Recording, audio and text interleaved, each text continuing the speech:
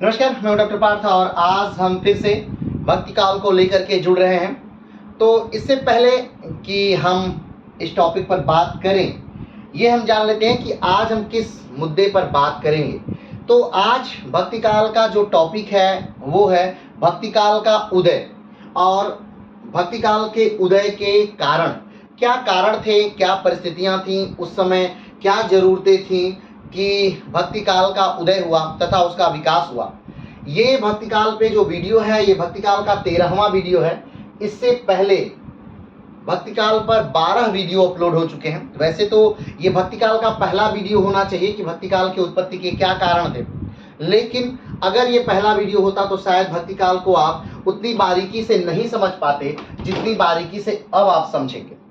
ठीक है, तो चलिए बिना देर किए हुए शुरू करते हैं कि भक्ति काल को का उदय के क्या कारण थे। तो भक्ति काल के उदय के कारण को जानने के लिए सबसे पहले हमें ये जानना होगा कि भक्ति काल क्या है। भक्ति काल जो हम बार बार हर वीडियो में बात किए कि भक्ति काल क्या है, भक्ति काल का स्वरूप क्या है, उसके बारे में हमें थोड़ा सा बात करना होगा कि क्या स्वरूप है भक्ति काल का। तो आइए थोड़ा सा स्वरूप पर हम बात करते हैं। तो जो भक्ति काल है उसे दो भागों में बांटा जाता है। भक्ति काल के स्वरूप को दो भागों में बांटा जाता है, एक दक्षिण भारत में भक्ति काल, दूसरा है उत्तर भारत में भक्ति काल। उत्तर भारत में भक्ति काल को दो भागों में बांटा जाता है, एक सगुण शाखा है, दूसरा निर्गुण शाखा है। ठीक, सगुण शाखा का तात्पर्य क्या है? तो सगुण शाखा का तात्पर्य यह है कि ऐसे संत, ऐसे लोग, ऐसे महात्मा, ऐसे ऋषि जो या ऐसे कवि जो ये मानते हों कि उनके भगवान जो है वो जन्म लेते हैं, उनके भगवान जो हैं लीलाएं करते हैं, उनके भगवान जो हैं उपदेश देते हैं, जिनके भगवान का एक निश्चित आकार है, आकृति है, स्वरूप है, वो जो मानते हैं वो सगुण स्वरूप में विश्वास करते हैं। तो उत्तर भारत में भक्ति काल को दो भागों में बांटा गया, सगुण काव्य धारा और दूसरा निर्गुण काव्य धारा। तो सगुण के काव्य धारा के अंतर्गत वो कवि जुड़े हैं जो भगवान के स्वरूप के बारे में बात करते हैं, जो भगवान के अवतार के बारे में बात करते हैं, जो भगवान की लीलाओं के बारे में बात करते हैं, जो भगवान के उपदेश के बारे में बात करते हैं। चाहे सगुण में राम हो, कृष्ण हो या ऐसे कोई भी देवी देवता हैं वो आ जाते हैं। ठीक है, चलिए तो सगुण को फिर से दो भागों में बांटा जाता है, यानी ऐसे भगवान जिन्होंने जन्म लिया, जिन्होंने अवतार लिया, जिन्होंने मानव लीलाएं की, मानव का अवतार लिया, मानव के साथ लीलाएं की, उनकी एक आकृति है, उनका एक आकार है, उनका एक रूप है, उनका एक रंग है, वो एक निश्चित वस्त्र पहनते हैं, धारण करते हैं, वो एक निश्चित अस्त्र शस्त्र से सज्जित होते हैं। ऐसे प्रभु को जो है वो सगुण भगवान के अंतर्गत रखा गया है या सगुण शाखा के अंतर्गत रखा गया है। सगुण शाखा को भी दो भागों में बांटा जाता है, एक राम भक्ति शाखा और दूसरा है कृष्ण भक्ति शाखा। राम भक्ति शाखा का तात्पर्य है कि ऐसे कवि जो मानते हैं, जो राम में यकीन करते हैं, जो राम के जन्म के बारे में यकीन करते हैं, जो राम की लीलाओं के बारे में यकीन करते हैं, जो राम के उपदेश के बारे में यकीन करते हैं, उन्हें राम भक्ति शाखा के अंतर्गत रखा गया है।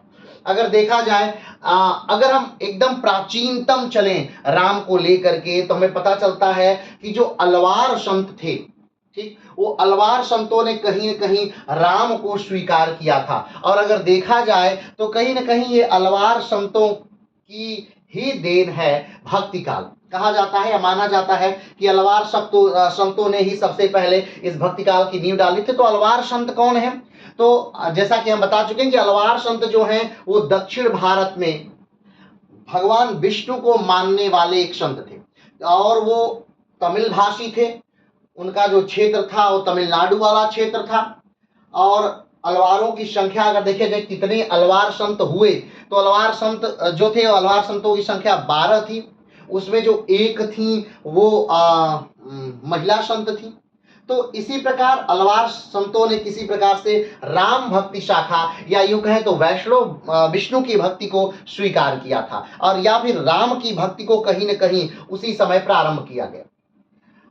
अलवार भक्तों की अलवार जो कवि थे या अलवार जो लोग थे वो कब थे, किस समय में थे? तो 6वीं से 9वीं शताब्दी के मध्य जो भारत था उसी समय वो दक्षिण में यानी तमिल क्षेत्र में थे। और उन्होंने अपने काव्य के माध्यम से पूरे दक्षिण भारत में कहीं न कहीं विष्णु को लोकप्रिय बनाया। अगर हम बात करें अलवार संतों की, तो अलवार के साथ साथ कंधे से कंधा मिलाकर एक और संत समूह आया जिसको हम नयनार कहते हैं। नयनार वो संत हैं या नयनार वो कवि हैं जो कि भगवान शिव की आराधना करते हैं, जो भगवान शिव में यकीन करते हैं। और नयनार कवियों की संख्या जो थी वो 63 थी। ये भी तमिल भाषी कवि थे या तमिल भाषी संत थे, और इन्होंने शिव के प्रभाव को, क्षेत्र को, अवतार को बताया। तो इन्होंने शिव के अवतारों के बारे में वर्णन किया, और अलवारों ने राम के, अरे विष्णु के अवतारों के बारे में वर्णन किया। और अगर देखा जाए कि मूल कारण क्या था अलवार और नयनार संतों के उदय होने का और उनके विस्तार का, या किस उद्देश्य से, उनका उद्देश्य क्या था, तो उनका उद्देश्य मूलतः अगर देखा जाए तो ये एक तो अपने धर्म का प्रचार, एक अपने भगवान का प्रचार, और दूसरा था बौद्धिज्म पर नियंत्रण। यानी बुद्ध धर्म उस समय बहुत तेजी से आगे की तरफ बढ़ रहा था। एक समय वो था जब बौद्धिज्म हिंदू धर्म की कुरीतियों पर प्रहार कर रहा था। जन्म लिया था बौद्ध धर्म ईसा से पहले, ठीक। और उस समय बौद्ध धर्म जो ब्राह्मण धर्म में कुरीतियां हो गई थी, जात पात, ऊंच नीच, वर्ण व्यवस्था, तंत्र मंत्र, जादू टोना, टोटका, इन पर कुठाराघात कर रहा था, इन पर प्रहार कर रहा था। और एक समय ये हो चुका था, मध्यकाल के भारत का समय ये था जब स्वयं ही बौद्ध धर्म में बहुत सारी विसंगतियां आ चुकी थी। वो खुद ही बहुत सारे तंत्र मंत्र, जादू टोना, टोटका आदि, वशीकरण इत्यादि में वो उलझ कर के रह चुका था। तो ऐसे समय में दक्षिण भारत के तमिल क्षेत्र में अलवार और नयनार कवियों का जन्म होता है या संत का जन्म होता है, जिन्होंने अपने भक्ति के माध्यम से लोगों को ब्राह्मण धर्म के लिए प्रेरित किया। ठीक है, अगर हम आगे बढ़े तो जो राम भक्ति शाखा के पहले आराध्य व्यक्ति हैं, जिन्होंने राम को पहले आराध्य के रूप में स्वीकार किया, तो वो रामानंद थे। और रामानंद की प्रथा को जिंदा रखा तुलसी ने, और तुलसी वो व्यक्ति हैं जिन्होंने कि राम को घर घर पहुंचा दिया। राम को घर घर पहुंचाने के साथ उन्होंने एक भाषा की को एक नई ऊंचाइयों पर पहुंचाया, जिस भाषा का नाम था अवधी। क्योंकि अवध वाला जो क्षेत्र है, गोंडा, बहराइच, बलरामपुर, लखनऊ, अयोध्या, फैजाबाद, ये पूरा जो क्षेत्र है, यहाँ पर अवधी भाषा बोली जाती थी। तो इस अवधी भाषा में ही तुलसीदास ने सबसे बड़े ग्रंथ की रचना की, जिसका नाम है रामचरितमानस। क्योंकि रामचरितमानस अवधी में है और भगवान के राम का पूरा चरित्र है, यानी उनके जन्म से लेकर के उनके वन से आगमन तक का पूरा वर्णन है। तो इसके माध्यम से भगवान राम इतने लोकप्रिय हो गए कि राम उससे पहले इतने कभी लोकप्रिय नहीं थे। अगर 12वीं शताब्दी में देखें तो राम की लोकप्रियता उतनी नहीं थी जितने की कृष्ण की लोकप्रियता थी, लेकिन तुलसी ने राम की लोकप्रियता को बहुत ज्यादा बढ़ा दिया। ठीक, तो तुलसी ने एक भाषा, अब ये भी प्रथा एक थी, हो चल पड़ी थी कि जो राम के भक्त हैं वो अवधी में लिखते थे, और जो कृष्ण के भक्त हैं वो ब्रज में लिखते थे। क्योंकि कृष्ण का जन्मस्थल और उनका जो कर्म क्षेत्र रहा द्वारिका को छोड़ करके, तो वो क्षेत्र जो है उत्तर प्रदेश का क्षेत्र है, और उसे ब्रज क्षेत्र कहते हैं, आज भी उसे ब्रज क्षेत्र कहते हैं। और ये वाला लखनऊ वाला जो क्षेत्र है, ये भी उत्तर प्रदेश का ही क्षेत्र है, और इसे अवध क्षेत्र कहते हैं। ठीक, तो अवध वाला जो क्षेत्र है इसमें अवधी में लिखा गया, और ब्रज वाला जो क्षेत्र है उसमें ब्रज भाषा में लिखा गया। क्योंकि ऐसा नहीं है कि तुलसी ने ब्रज भाषा में रचना नहीं की, तुलसी ने भी कृष्ण के बारे में लिखा है और ब्रज भाषा में तुलसी ने भी लिखा है। लेकिन तुलसी की जो प्रसिद्धि रही वो किस ग्रंथ से रही, तो वो रामचरितमानस से रही, जिस ग्रंथ ने तुलसी को तो स्थापित किया ही, राम को भी हर घर में स्थापित कर दिया, एक ग्रंथ और एक भाषा के माध्यम से। आज भी उत्तर भारत के लगभग सभी घरों में तुलसी की रामचरितमानस उपस्थित है, और हर व्यक्ति को जो भारत में जन्म लिया है वो तुलसी का रामचरितमानस का एकाक दोहा या चौपाई या छंद वो कुछ न कुछ जानता है। चलिए आगे बढ़ते हैं। दूसरी जो शाखा थी सगुण भक्ति शाखा की, वो है कृष्ण भक्ति शाखा। कृष्ण भक्ति शाखा का तात्पर्य है कि जो लोग कृष्ण की भक्ति में विश्वास करते हैं, जो लोग कृष्ण के उपदेशों में, कृष्ण की लीलाओं में, कृष्ण के जन्म में और कृष्ण की बातों में यकीन करते हैं, जो कृष्णमय है, वो क्यों किस भक्ति से थे, वो कृष्ण भक्ति शाखा के अंतर्गत थे। कृष्ण भक्ति शाखा के अंतर्गत जो प्रमुख कवि थे वो सूर थे, वो मीरा थी, वो वल्लभाचार्य थे। इन लोगों ने कृष्ण भक्ति शाखा से संबंधित बहुत सारी रचनाएं की और इन्होंने कृष्ण को हर जनमानस तक पहुंचाया। ठीक है। जिस प्रकार इसमें जो मीरा हैं वो कृष्ण से माधुर्य भाव में प्रेम करती हैं, यानी प्रेमी प्रेमिका का प्रेम करती हैं, और जो सूर हैं वो कृष्ण से मित्रवत प्रेम करते हैं। तो जिस प्रकार भक्त अपने भगवान से कई प्रकार से प्रेम कर सकता है, कमेंट बॉक्स में बताइएगा एक भक्त अपने भगवान से कितने प्रकार से प्रेम कर सकता है, हमने कई बार बताया है। आगे बढ़ते हैं। दूसरा, तो कृष्ण की जो भक्ति थी वो ब्रज भाषा में लिखी गई और राम की जो भक्ति थी वो अवधी भाषा में लिखी गई, जैसे सूरसागर, सूरसारावली। ठीक है। आगे बढ़ते हैं। निर्गुण जो काव्य धारा है, निर्गुण काव्य धारा का मतलब था, जैसे कि उदाहरण के तौर पे अभी थोड़ा सा समझिएगा, जो चलिए अभी पहले समझने की जरूरत नहीं। निर्गुण जो है, निर्गुण काव्य धारा जिसमें भगवान के अवतार की बात नहीं होती, जिसमें भगवान के स्वरूप की बात नहीं होती, भगवान के जन्म और मृत्यु की बात नहीं होती, भगवान की लीलाओं की बात नहीं होती, भगवान की आकृति की बात नहीं होती, भगवान के रूप और रंग की बात नहीं होती। हाँ, लेकिन ये माना जाता है कि एक व्यक्ति है जो इस पूरी पृथ्वी को चला रहा है, जो हर एक जगह स्थापित है, लेकिन जिसका आकार कैसा है, तो निराकार है, उसका कोई आकार नहीं है। ठीक। तो जो निर्गुण शाखा है उसको भी दो भागों में क्या किया गया है, बांट दिया गया है। एक ज्ञान मार्गी है, दूसरा प्रेम मार्गी है। ज्ञान मार्गी का तात्पर्य यह है कि जो कवि या जो संत ये कहते हैं कि भगवान को प्राप्त करने के लिए आपको ज्ञान की आवश्यकता है और उस ज्ञान की प्राप्ति के लिए आपको एक सद्गुरु की आवश्यकता है। ठीक है। तो ऐसे कवियों को ज्ञान मार्गी कहा गया है। ज्ञान मार्गी कवियों में प्रमुख कौन से हैं, तो कबीर है, नानक है, दादू है, ये प्रमुख कवि हैं, ज्ञान मार्गी शाखा के कवि हैं। ठीक है। दूसरा अगर हम बात करें तो प्रेम मार्गी शाखा के कवि। प्रेम मार्गी किसे कहते हैं, जब भगवान को प्राप्त करने के लिए मात्र प्रेम की आवश्यकता होती है, ज्ञान की आवश्यकता नहीं होती, तो ऐसी परिस्थिति में उस कवि को प्रेम मार्गी के अंतर्गत रखा जाता है। प्रेम मार्गी में अगर देखा जाए तो ज्यादातर जो लोग रहे वो सूफी संत रहे। सूफी संत को आचार्य रामचंद्र शुक्ल अपने शब्दों में कहते हैं कि विदेशी काव्य धारा है, यानी कि ये वो लोग हैं जो जिनका जन्म, या यूं कहें कि इस काव्य का जन्म, इस धारा का जन्म विदेश में हुआ और वो भारत की संस्कृति में आकर के मिली। इसके जो वैचारिक कवि हैं, जो इसके प्रणेता कवि हैं, वो मलिक मोहम्मद जायसी हैं। और मलिक मोहम्मद जायसी हैं जो हैं वो भी अवधी में ही लिखते हैं। मलिक मोहम्मद जायसी की जो प्रसिद्ध रचना है, वैसे तो मलिक मोहम्मद जायसी की 20 से ज्यादा रचनाएं हैं, लेकिन जो सबसे प्रसिद्ध रचनाएं हैं, चाहे वो पद्मावत हो, अकरावट हो, मसाला नामा हो, ठीक है, तो मलिक मोहम्मद जायसी की, तो इसमें वैसे मलिक मोहम्मद जायसी की प्रसिद्धि का मुख्य जो ग्रंथ रहा वो पद्मावत रहा। और पद्मावत में मलिक मोहम्मद जायसी जो है ठेठ अवधि में लिखते हैं। अब जैसे कि मलिक मोहम्मद जायसी की अवधि में और तुलसी की अवधि में अंतर है। तुलसी जो है वो परिष्कृत अवधि का प्रयोग करते हैं और मलिक मोहम्मद जायसी जो है वो ठेठ अवधि का प्रयोग करते हैं। ठीक है। तो प्रेम मार्गी शाखा के अंतर्गत मलिक मोहम्मद जायसी और ज्ञान मार्गी शाखा, यानी कि प्रेम मार्गी यानी भगवान को प्रेम के द्वारा प्राप्त किया जा सकता है, वो प्रेम मार्गी शाखा के अंतर्गत आते हैं। जो कहते हैं नहीं, भगवान को ज्ञान के माध्यम से प्राप्त किया जा सकता है, वो ज्ञान मार्गी शाखा के अंतर्गत आते हैं। चलिए आगे बढ़ते हैं। लेकिन ये आप नहीं समझिएगा कि जो राम भक्ति है और जो निर्गुण शाखा है, क्योंकि अब देखिए निर्गुण शाखा के एक कवि है कबीर जो ज्ञान मार्गी शाखा के हैं, और सगुण शाखा के एक कवि है तुलसी।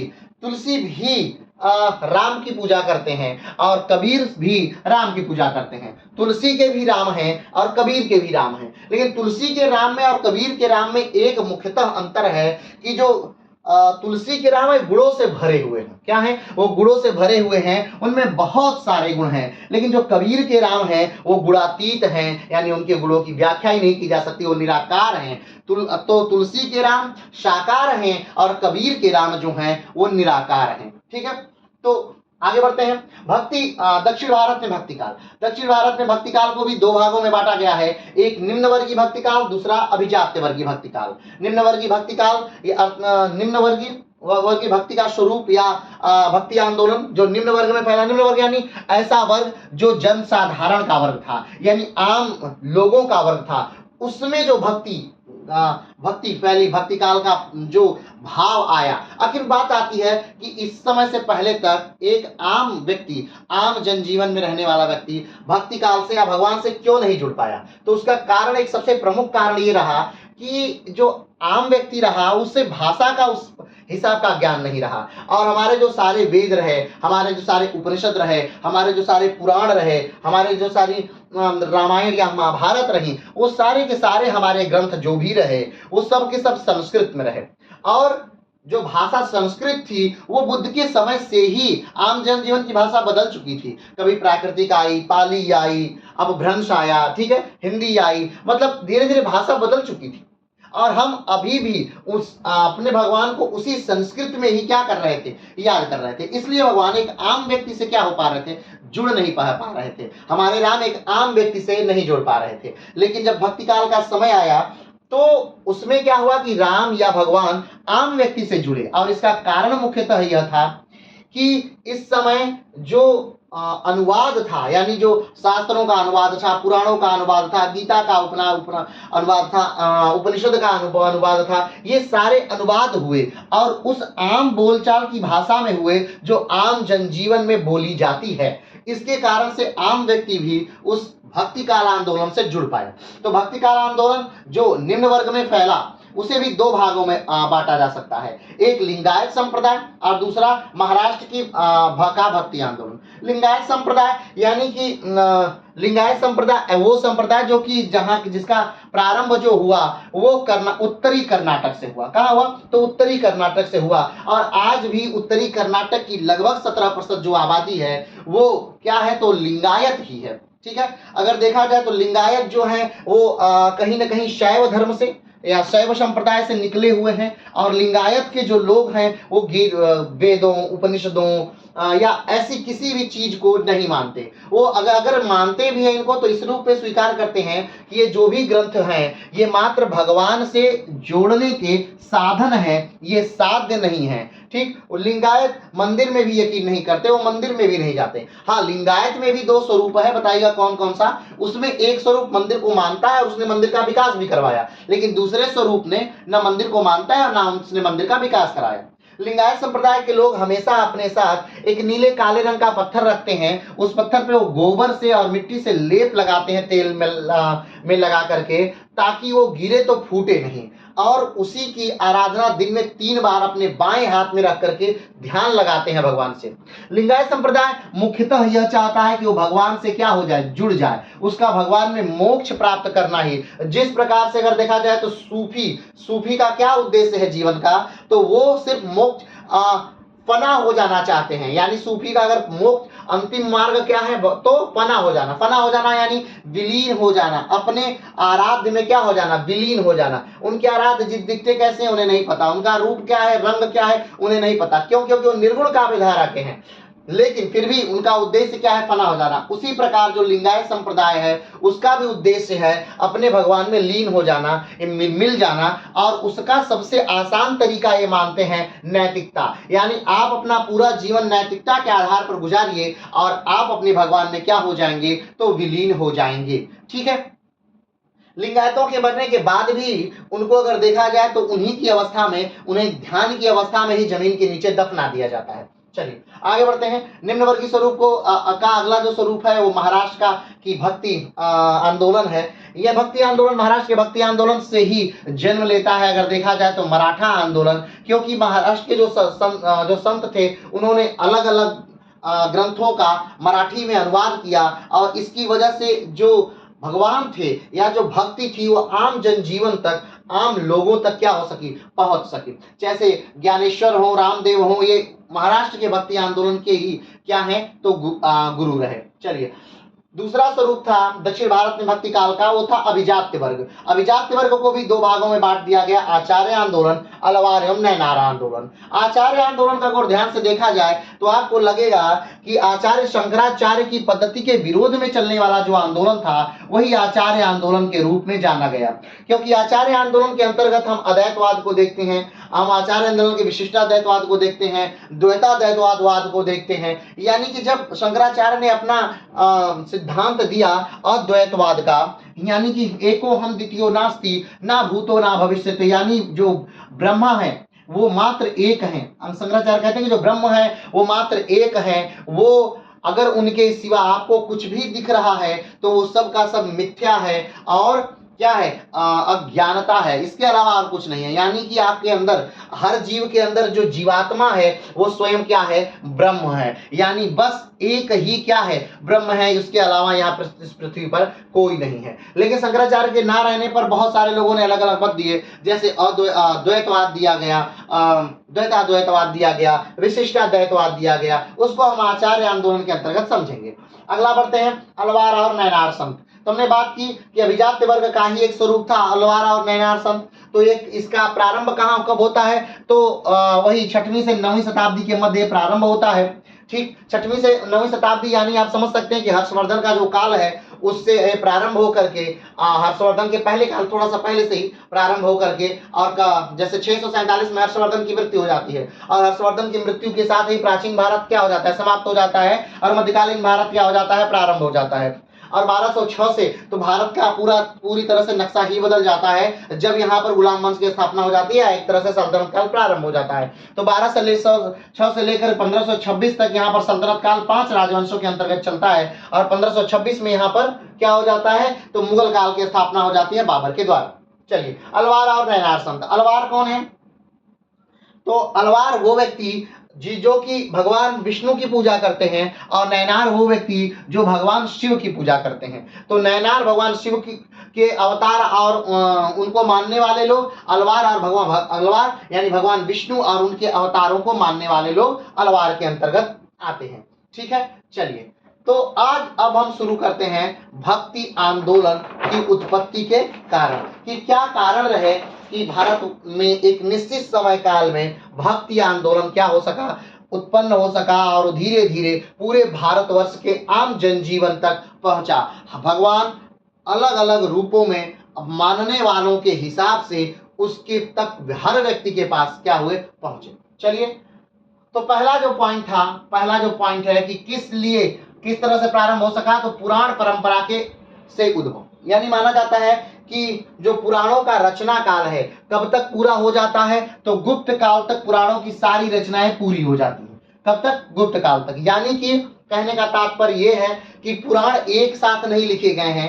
ठीक, पुराण एक निश्चित क्रम में लिखे गए हैं। अगर देखा जाए तो पता करते हैं तो सबसे पुराना जो पुराण है कहा जाता है कि मत्स्य पुराण है। ठीक है, तो ऐसे एक क्रम में शुरू होता है, और अंतिम जो पुराण है वो किस शासन काल में लिख लिया गया, तो कहा जाता है कि वो गुप्त काल, गुप्तों के समय में जो था वो लिख लिया गया। गुप्त काल यानी समझ रहे हैं, गुप्त काल यानी समुद्रगुप्त, गुप्त काल यानी स्कंदगुप्त, गुप्त काल यानी चंद्रगुप्त द्वितीय, ये लोग जो है वो गुप्ताज हैं। ठीक है, ठीक, तो गुप्त को मौर्य से कंफ्यूज मत करिएगा, मौर्य पहले हैं, गुप्ता बहुत बाद में है। चलिए, तो कहीं न कहीं उन पुराणों से ही हमारी इस भक्ति का की परंपरा का उद्भव हुआ। कुछ लोगों का मानना है कि उस पुराणों की परंपरा से, हो सकता है वेदों की परंपरा से, हो सकता है उपनिषदों की परंपरा से, आरण्यों की परंपरा से, या कहीं न कहीं हमारे धर्म ग्रंथों से ही हमारे इस भक्ति आंदोलन की नींव पड़ी, और कहीं न कहीं भक्ति आंदोलन निकला और प्रादुर्भाव उसका हुआ। ठीक है, तो एक मत ये है कि पुराणिक परंपरा से उद्भव हुआ किसका, तो भक्ति काल का। दूसरे मत को देखें तो सामंतवादी प्रवृत्ति के कारण भक्ति आंदोलन का क्या हुआ, विकास हुआ। सामंतवादी प्रवृत्ति क्या है, तो सामंतवादी प्रवृत्ति जो है इसे मार्क्सवादी प्रवृत्ति के तौर पर भी जानते हैं। सामंतवादी प्रवृत्ति यानी कि सामंतवाद यानी कि कहा जा सकते हैं कि जब राजा थे तो राजा से जुड़े हुए बहुत सारे लोग थे। ठीक है, राजा तो अमीर था ही था, उससे जुड़े जो लोग हुआ करते थे, जो अलग अलग जगहों के सामंत हुआ करते थे, वो भी बहुत अमीर हुआ करते थे। तो कहीं न कहीं बहुत ज्यादा अय्यासी में थे, बहुत ज्यादा वैभव में रहा करते थे। तो उन्हीं को टोकने के लिए, उन्हीं को रोकने के लिए भक्ति काल का क्या हुआ, एक तरह से प्रादुर्भाव हुआ। ठीक, तीसरा देखा जाए तो इस्लाम के कारण भक्ति आंदोलन का विकास। तीसरा कारण क्या रहा कि अब देखिए, ये हो सकता है कि ये अलग अलग कारण कार्य किए हों, या हो सकता है कि ये तीनों कारण क्या किया हो, कार्य किया हो। तीसरा कारण क्या है, इस्लाम के कारण। जैसे कि हमने आपसे कहा कि 1206 वो समय काल रहा, या देखा जाए तो 1191 वो समय काल रहा। 1191 जब से लगातार आक्रमण क्या हो गए, प्रारंभ हो गए। ऐसा नहीं कि इससे पहले आक्रमण नहीं हुए विदेशियों की, इससे पहले भी आक्रमण हुए, लेकिन फिर एक लंबा दौर जो हमारा चला, उस आक्रमण के बाद एक लंबा दौर जो हमारा चला, चाहे वो गुप्त काल का चला हो, चाहे वो मौर्य काल का चला हो, चाहे वो वर्धन वंश चला हो, तो एक अच्छे अच्छे वंशों का क्या हुआ, चला, लंबा दौर चला, और उसके बाद हम फिर से क्या हो गए, सुदृढ़ हो गए, यानी एकता के सूत्र में बंध गए। लेकिन 1191 में आक्रमण होता है मोहम्मद गोरी का भारत पर, ठीक। अब मोहम्मद गोरी 1191 के तराइन के प्रथम युद्ध में पृथ्वीराज चौहान से हार जाता है। लेकिन जब समय आता है 1192 का समय, उसमें वो पृथ्वीराज चौहान से जीत जाता है, और पृथ्वीराज चौहान से जीतने के बाद वो कहा जाता है पृथ्वीराज चौहान उसी 1192 के तराइन के द्वितीय युद्ध में मार दिए जाते हैं। अब जैसे कुछ ग्रंथ ये भी मानते हैं कि नहीं, पृथ्वीराज चौहान मारे नहीं गए थे, बल्कि उन्हें पकड़ करके गौरी लेकर के गया था। अब ये बातें कहता है पृथ्वीराज रासो, जो ग्रंथ है चंदबरदाई का, वो लिखते हैं, जो कि पृथ्वीराज चौहान के दरबारी कवि माने जाते थे। वो लिखते हैं 4 बांस 64 गज अंगुल अष्ट प्रमाण, और ता उल्क पर सुल्तान है मत चूको चौहान। और इतना जब सुना पृथ्वीराज चौहान ने तो उन्होंने अपने बाणों से मार दिया और गौरी मर गया। तो ये भी एक भ्रांति है। लेकिन अब जो भी रहा हो, लेकिन ज्यादातर जो इतिहासविद हैं वो मानते हैं कि नहीं, 1192 तराइन के द्वितीय युद्ध में पृथ्वीराज चौहान मोहम्मद गोरी के हाथों मार दिए जाते हैं। ठीक, क्लियर है। आगे बढ़ते हैं। उसके बाद से यानी 1192 से हम वो जो उत्तर भारत था वो गुलामी के दौर से गुजरना प्रारंभ हो गया। ठीक, शुरुआती दौर में तो जब तक गोरी जिंदा रहा तब तक तो कोई एक व्यक्ति विशेष वहां का राजा नहीं रहा, बल्कि अलग अलग जो गोरी के सेनापति थे, चाहे याल्दूज हो, कुवाचा हो, ऐबक हो, उसने शासन संभाला। लेकिन जैसे ही 1206 में गोरी की मृत्यु होती है, उसके तीनों सेनापति जो अलग अलग दिशाओं में हैं, वहां का स्वयं को राजा घोषित कर देते हैं। उस समय दिल्ली वाला क्षेत्र, आगरा वाला क्षेत्र या लाहौर वाला क्षेत्र, यहाँ पर जो सेनापति उसका था, उसका नाम था कुतुबुद्दीन ऐबक। ठीक है। अब कुतुबुद्दीन ऐबक ने क्या किया, तो वहां पर अपना शासन स्थापित कर लिया, और यहां पर 1206 में गुलाम वंश की क्या डाल दी, नींव डाल दी।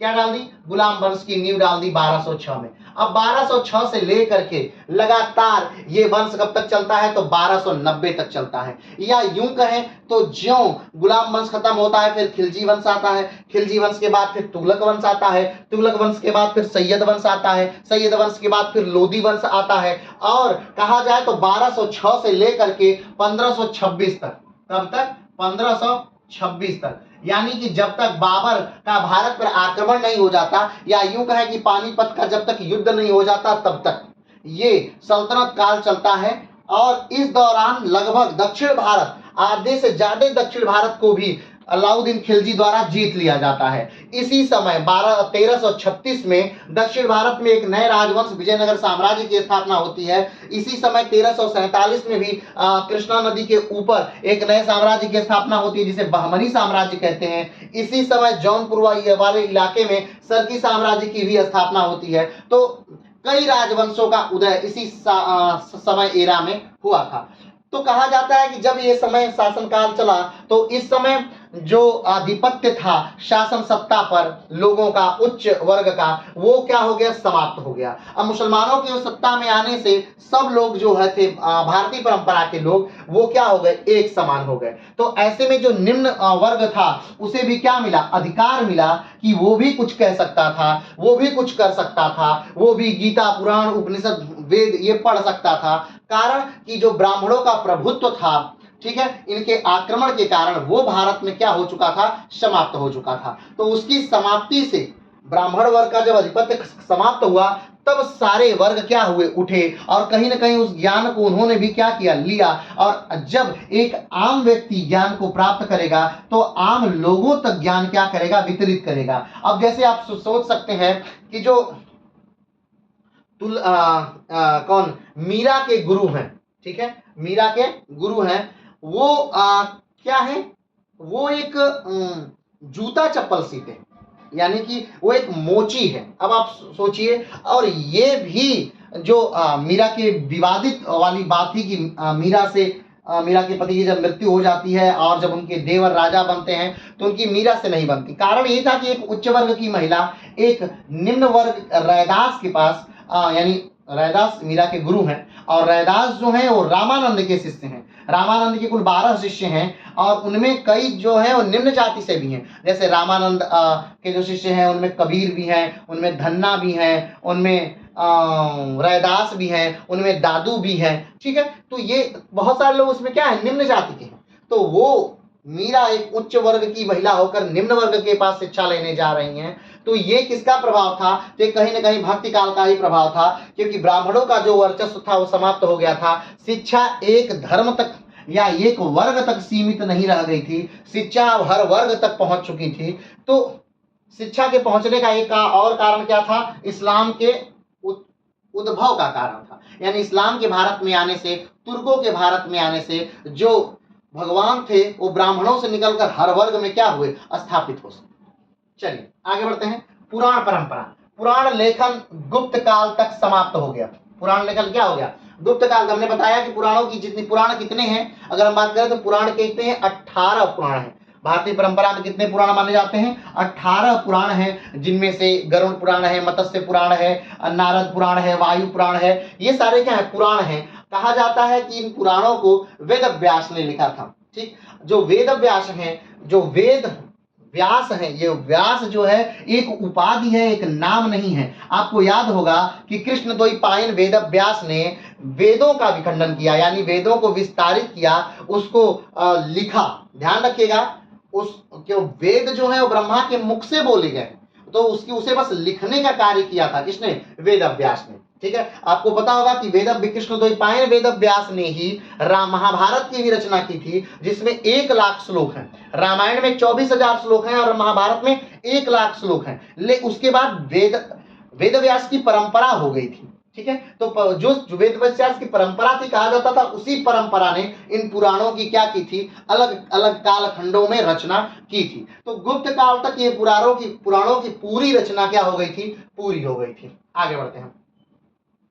अवतारवाद, अवतार की संकल्पना पुराणों में है। अब अवतारों की संकल्पना, यानी भगवान राम के अवतार, भगवान कृष्ण के अवतार, भगवान अब आप कहेंगे कि राम के अवतार तो रामायण में ही है। नहीं, रामायण और रामचरितमानस में एक मूल अंतर जब आप देखेंगे तो वो ये है कि रामायण के जो राम हैं वो एक आदर्श व्यक्ति है।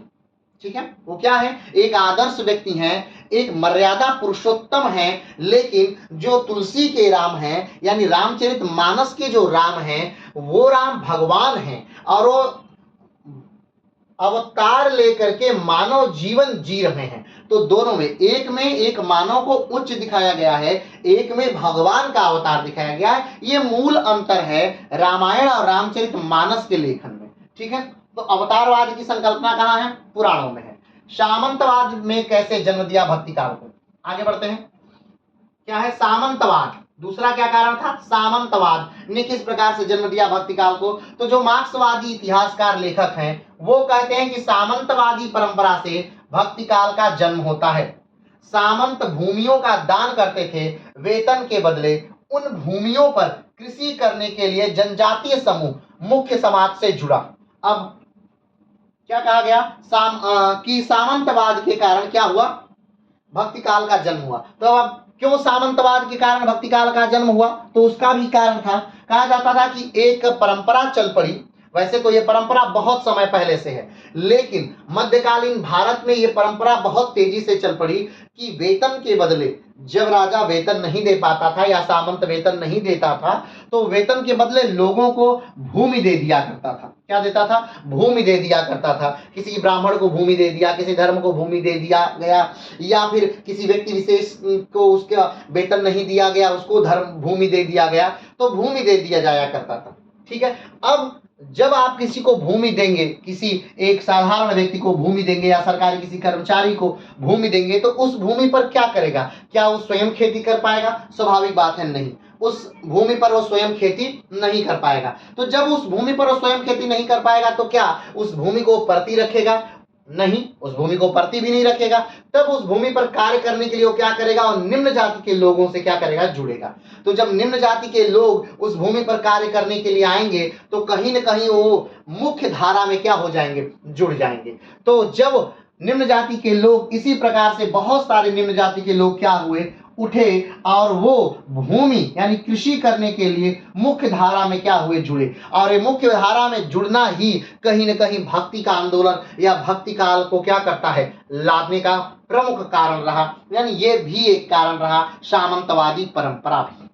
आगे बढ़ते हैं। भक्ति आंदोलन की उत्पत्ति का मार्क्सवादी सिद्धांत, यानी मार्क्सवादी सिद्धांत क्या कहता है भक्ति काल की उत्पत्ति का।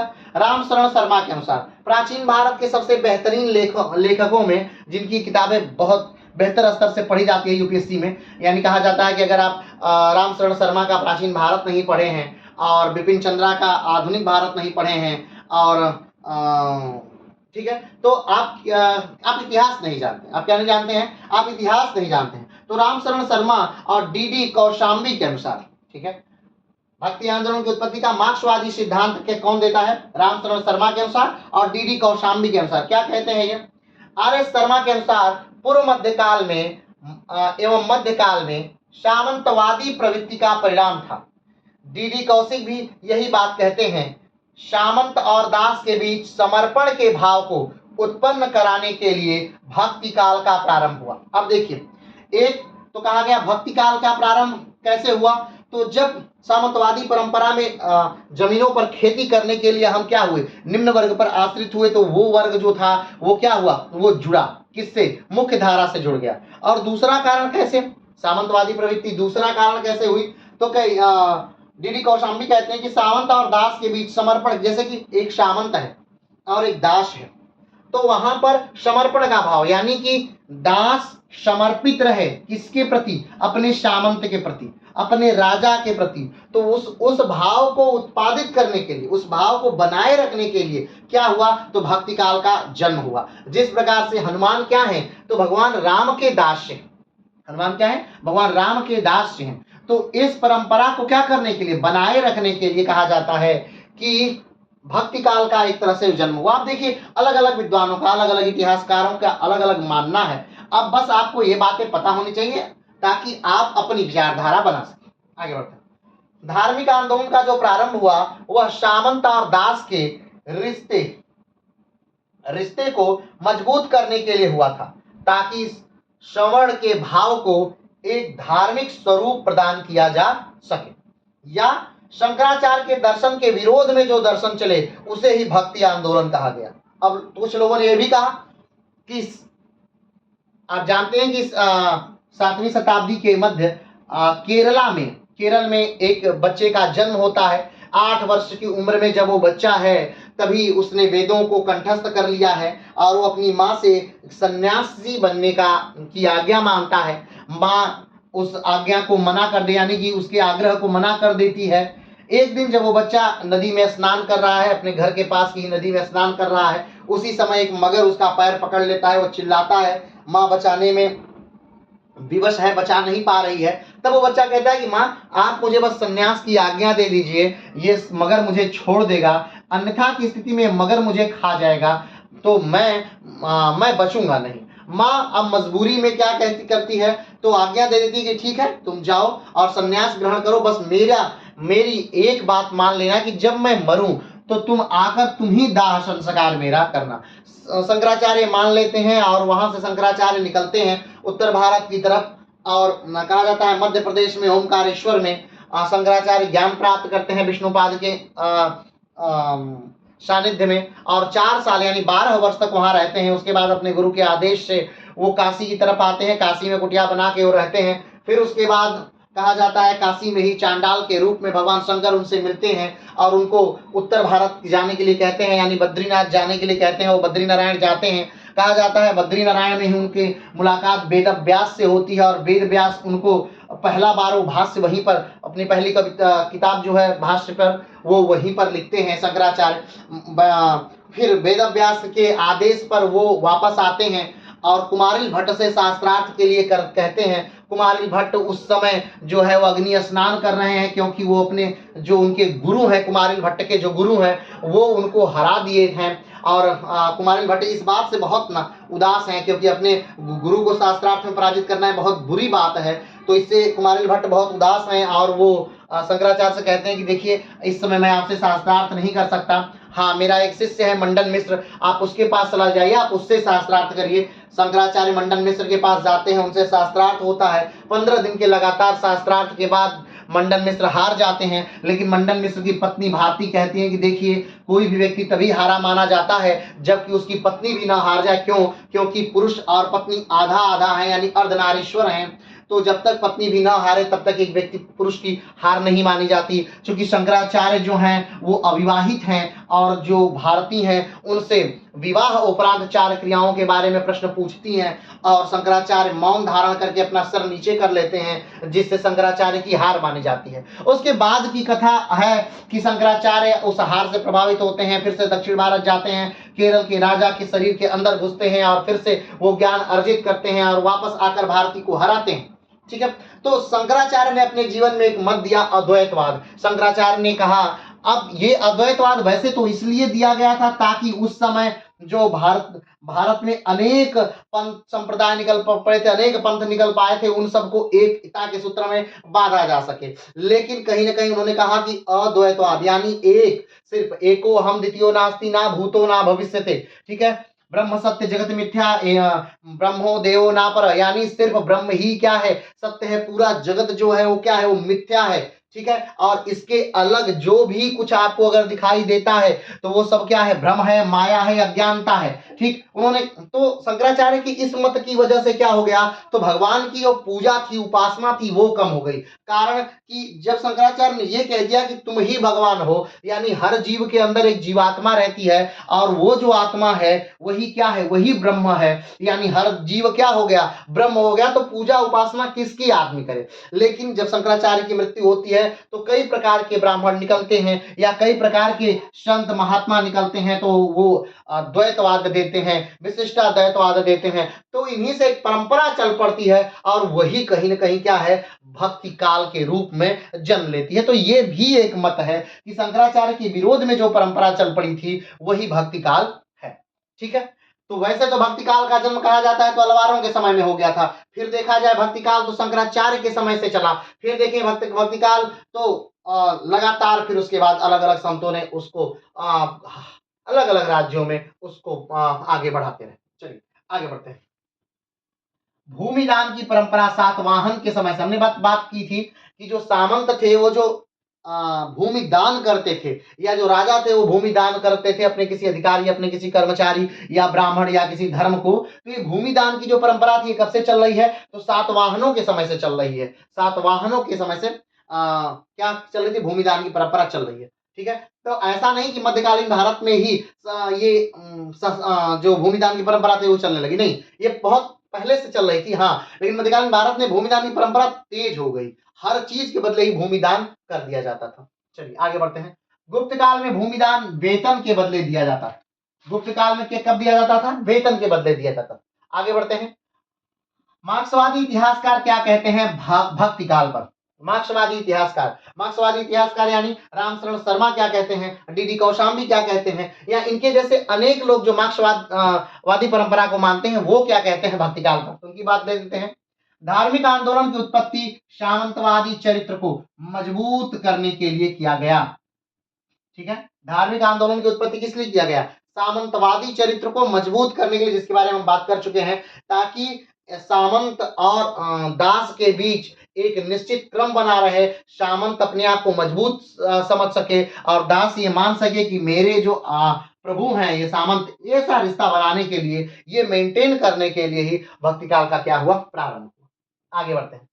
भक्ति आंदोलन की उत्पत्ति का एक और कारण, भक्ति काल के आंदोलन उत्पत्ति का एक और कारण था, क्या था, कहा जाता है कि 12वीं शताब्दी में जब इस्लाम का उत्तर भारत में वर्चस्व हो जाता है, तभी यानी 12वीं शताब्दी के बाद ही भारत में भक्ति काल का प्रारंभ होता है। इस्लामिक प्रभाव के कारण ही भारत में भक्ति आंदोलन का प्रारंभ हुआ। ये भी हम बात कर चुके हैं कि भक्ति काल का एक और कारण था क्या, कि भारत में तुर्कों का आक्रमण, जब भारत में तुर्कों का आक्रमण हुआ तो ब्राह्मणों का प्रभुत्व थोड़ा कम हुआ, ब्राह्मणों का प्रभुत्व खत्म हुआ, तो हर वर्ग से लोग ऊपर की तरफ उठे, और धर्म पर जो एकाधिकार था वो खत्म होने के कारण लोगों ने उसे पढ़ा, जाना और उसे अपने अपने समाज में क्या किया, फैलाया। चलिए आगे बढ़ते हैं। उत्तर भारत की सगुण और निर्गुण भक्ति का प्रारंभ कहीं ना कहीं इस्लाम की ही देन थी। इस्लाम में व्यक्तिगत ईश्वर की धारणा है। इस्लाम में क्या है? व्यक्तिगत ईश्वर की धारणा है। ठीक है, ध्यान से देखिए, उत्तर भारत की सगुण और निर्गुण भक्ति का प्रारंभ कहीं ना कहीं इस्लाम की ही देन थी। अब इस बात को गहराई समझना है। उत्तर भारत में जो क्या था, सगुण और निर्गुण भक्ति का प्रारंभ, वो किसकी देन थी? तो कहा जाता है, ये भी एक मत है कि इस्लाम का कारण है। क्यों? अब कैसे? निर्गुण भक्ति जो थी इस्लाम की देन कैसी थी? तो जो इस्लाम है इसमें भी मूर्ति पूजा नहीं की जाती। ठीक है, जो निर्गुण भक्ति है उसमें भी मूर्ति पूजा नहीं की जाती। ठीक, आगे बढ़ते हैं। इस्लाम में अल्लाह के प्रति पूर्ण समर्पण है।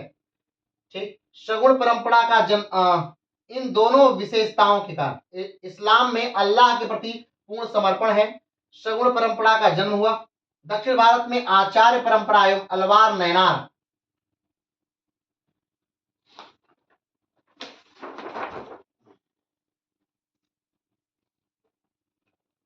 आगे देखते हैं। कहा जाता है कि भारतीय संस्कृति में राम का महत्व, जैसे हमने बात की थी कि भारतीय संस्कृति में जो राम का महत्व है वो 12वीं शताब्दी के बाद बहुत तेजी से बढ़ा।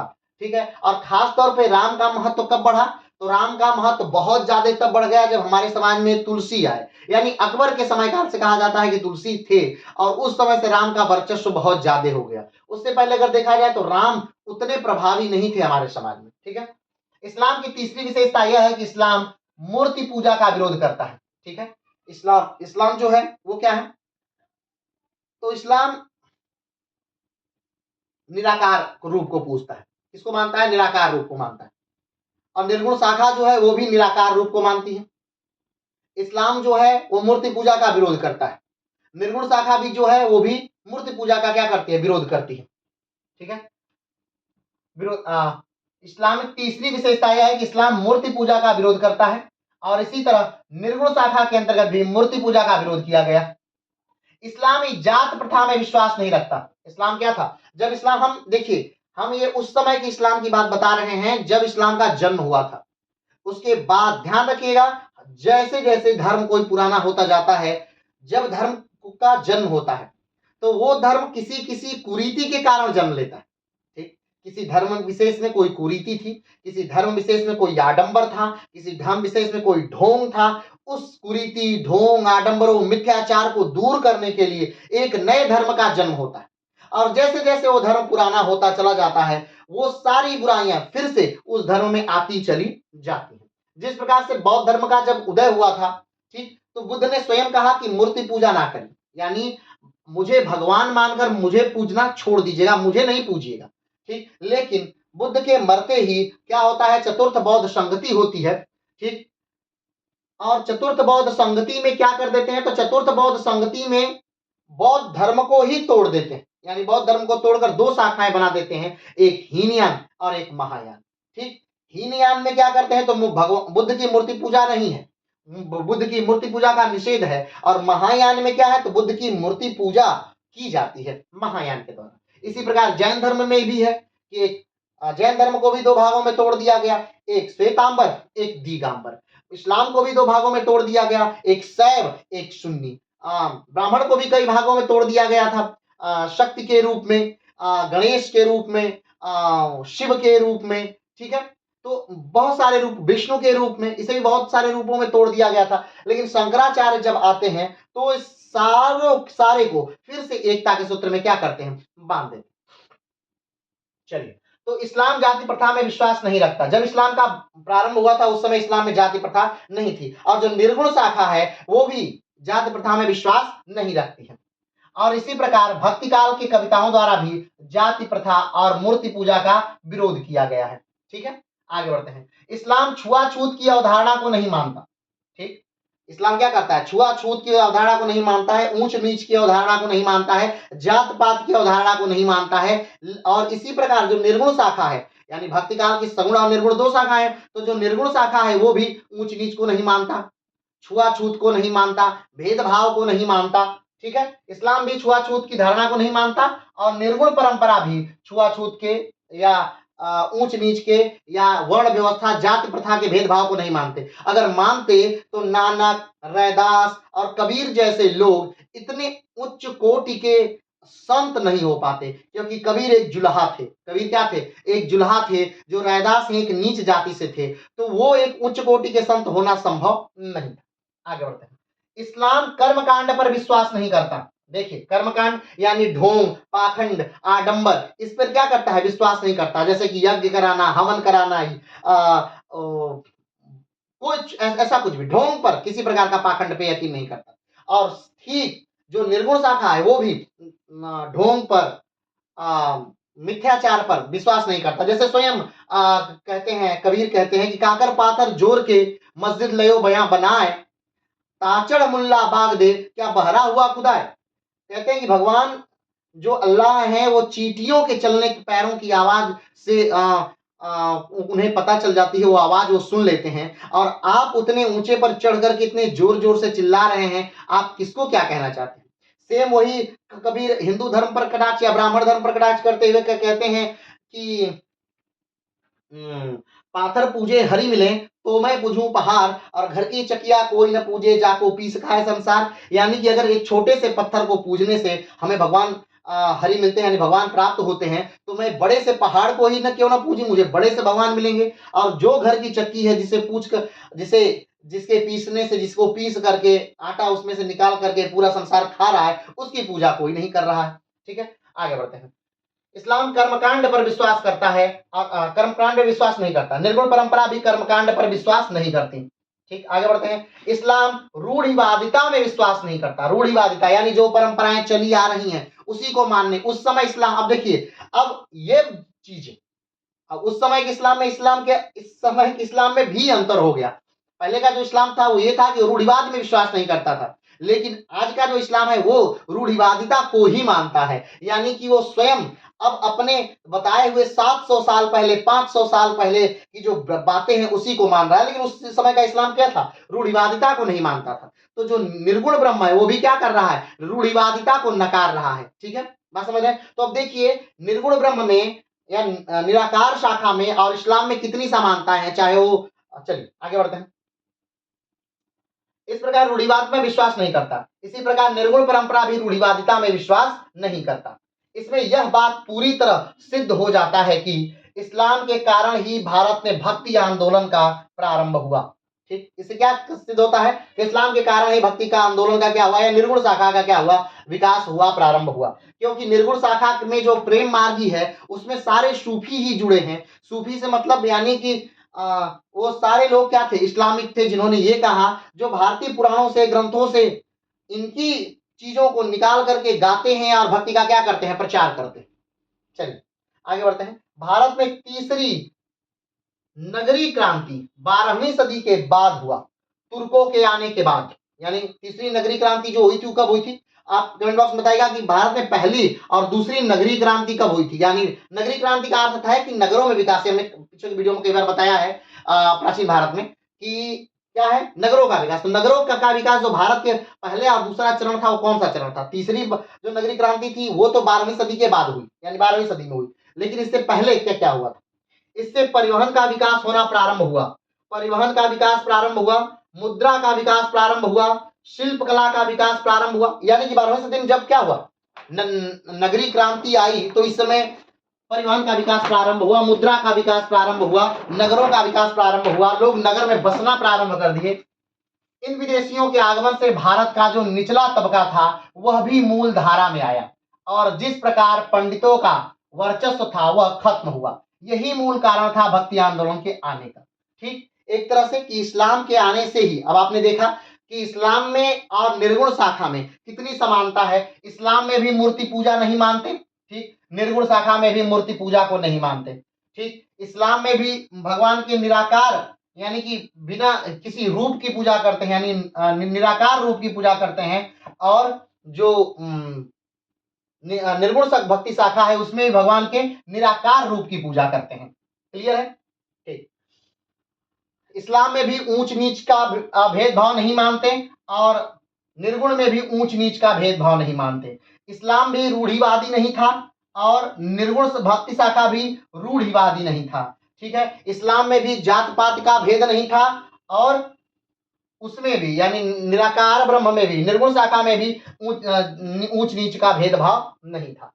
एक तथ्य यह भी है कि भारत में भक्ति आंदोलन चलाए जाने का मूल कारण था निचले तबके का उत्थान करना। ठीक है, ये भी एक कारण था। यानी भक्ति काल का मूल से भक्ति काल के कारण का प्रभाव वैसे तो हम बात कर चुके हैं, लेकिन अगर आप देखेंगे कि भक्ति काल का उदय कैसे हुआ, क्यों हुआ, तो आप समझ गए सामंतवादी प्रवृत्ति से उदय हुआ। यानी जो जमीनों पर खेती लोगों ने की, निचले तबके के लोगों ने खेती की, तो कहीं ना कहीं आके समाज से जुड़े, उनका संपर्क सीधे उच्च वर्ग से होने लगा खेती के कारण। दूसरा क्या कारण था? दूसरा कारण यह भी था कि जो आक्रमणकारी आए, उनके आने से जो हमारा वर्चस्व बना हुआ था वो समाप्त हुआ। उच्च वर्ग का जो वर्चस्व बना था वो समाप्त हुआ, ब्राह्मण वर्ग का वर्चस्व जो बना था वो समाप्त हुआ।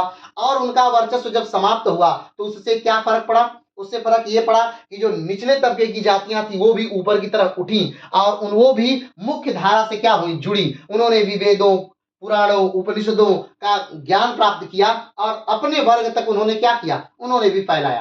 ठीक, और क्या कारण था? तो और ये कहा था कि 12वीं शताब्दी तक जो था पुराणों वाला कारण था, यानी कि जो गुप्त काल तक था वो पुराणों का पूरा लेखन हो चुका था। और उसके कारण भी कहा जाता है कि ये भी कारण रहा कि पुरानी पौराणिक पद्धति उसी पे चलती रही, कहीं ना कहीं पुराणों से ही निकले। ठीक है, ये भी कारण रहा। तो ऐसे तो बहुत सारे कारण हैं, अब जो भी कारण आपको सही लगे आप उस कारण को समझ जाइएगा। लेकिन अगर देखा जाए कि ये जो भक्ति काल आया, ये भक्ति काल जो चला, इसकी वजह से भारतीय समाज में क्या परिवर्तन हुए, क्या बदलाव हुए? तो परिवर्तन नंबर 1 हुआ कि जात पात का भेद मिट गया।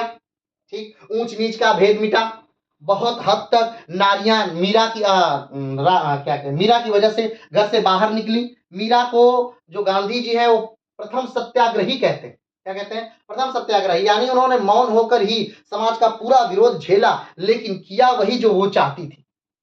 ठीक है, तो एक तरह से निचला तबका उचले तबके से जुड़ा, निचले तबके तक ज्ञान पहुंचा। जो भाषा एक वर्ग विशेष तक सीमित थी, उस भाषा का अलग अलग भाषाओं में अनुवाद हुआ और वो लोगों तक पहुंचा, वो ज्ञान लोगों तक पहुंचा। राम को लोगों ने जाना, कृष्ण को लोगों ने जाना, ब्रह्म को लोगों ने जाना। अलग अलग गुरुओं के संगत में लोग आए। रामानंद की शिष्यता भी निम्न जाति के लोगों ने प्राप्त। बहुत सारे बदलाव हुए समाज में, एक इतना बदलाव हुआ कि मतलब सोच से ज्यादा वो बदलाव था। तो आज का वीडियो इतना ही कि किस प्रकार से भक्ति काल का उदय हुआ भारतवर्ष में, किस प्रकार से भक्ति काल आया। अगर देखा जाए भक्ति काल के विकास का मुख्य कारण क्या था, तो कहीं ना कहीं अलवार संत थे, नैनार संत थे, जो कि भक्ति काल को भारत में लेकर आए। भक्ति काल के विकास का एक और कारण शंकराचार्य भी थे। ठीक है, भक्ति काल के विकास का एक और कारण पौराणिक परंपरा भी थी। भक्ति काल के विकास का एक और कारण सामंतवादी प्रवृत्ति भी थी। भक्ति काल के विकास का एक और कारण इस्लाम के कारण भक्ति काल का विकास हुआ, या जो आक्रमणकारी थे उनके कारण भक्ति काल का विकास हुआ। ये भी प्रमुख कारणों में से रहा। तो आज के लिए इतना ही, फिर मिलते हैं एक नए वीडियो के साथ। तब तक के लिए नमस्कार, धन्यवाद, जय हिंद।